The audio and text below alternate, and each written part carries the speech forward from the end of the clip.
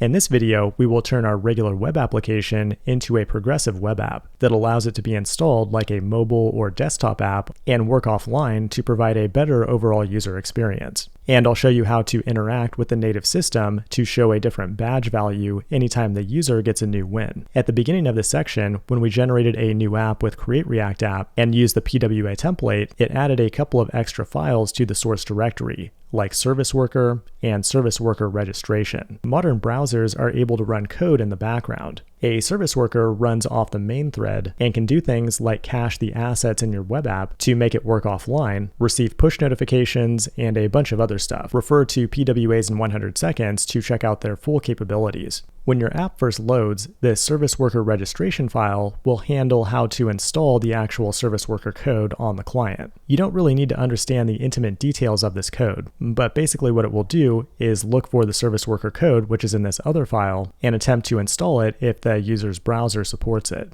Now, the service worker file itself is something that you may want to customize depending on your application. This file controls the caching behavior and things like that, which you may or may not want to disable for certain features. What I want to show you is how to interact with the Navigator API in the browser, which can give you access to native system features, like the app badge. What I'm doing here is creating a custom hook called useAppBadge in the hooks directory. A custom hook is just a function, and this particular function will use the useState hook. We can start the counter at 1, then define functions for setBadge and clearBadge. And in the hook, we'll return those in an array so we can access them with destructuring in a component. The logic is pretty simple. When the app is installed as a PWA, the Navigator will make a method called setAppBadgeAvailable. In our code, we can check to see if it exists, and if so, we'll call setAppBadge with the counter value. The app badge is for installed apps, but for documents, you might also want to use the setClientBadge method as well. The other thing we may want to do is clear the badge, like when the user resets the game. For that, we can run the same type of logic, but instead call the clearAppBadge method. And now we can take this hook and import it into our app component.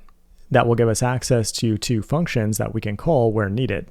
Like we can clear the badge when starting over, or when the user wins the game, we can set the badge to increment it by 1. That's pretty cool, but to see it in action, we'll need to install this on our device as a PWA. So how do we do that? Well, the first step is to run npm run build from the terminal to create a production build of the app. Now, if we go back to the first video, we set up this app to be deployed with Firebase. At this point, we should be able to run Firebase deploy to push our code to the cloud and see it on a web.dev domain. Go ahead and deploy it now, and then depending on which browser you're on, you should see the option to install it. On Chrome, it's up here in the top right corner, and when I do that on Windows, it will install that icon on my Windows desktop. I'd also like to point out that if anything's not working at this point, you can open up the DevTools in your browser and run the Lighthouse tool. It will check to see if you meet all the requirements for a PWA, and if anything is missing, it should tell you what you need to do. Now on my desktop, when I click on the icon, it opens it up in a window like a regular Windows app. And as you play the game, it will update the badge every time you get a new win. And with that, we've reached the end of our PWA project. In the next section, we will build a full stack Firebase app that works with real-time data in the cloud.